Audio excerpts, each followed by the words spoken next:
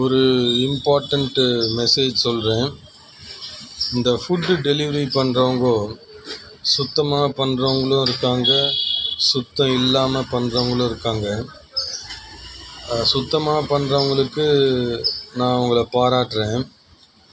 இந்த அசுத்தமாக பண்ணுவாங்க, பேக்கை சுத்தமாகவே வச்சுக்காம ஒரே பேக் அழுக்கா, அவங்க அந்த பிராண்டடு பனியனு போட்டிருக்கிற இந்த கம்பெனி பிராண்டட் பனியன் போட்டிருக்கிறது அழுக்கா இப்படிலாம் இருக்கும்.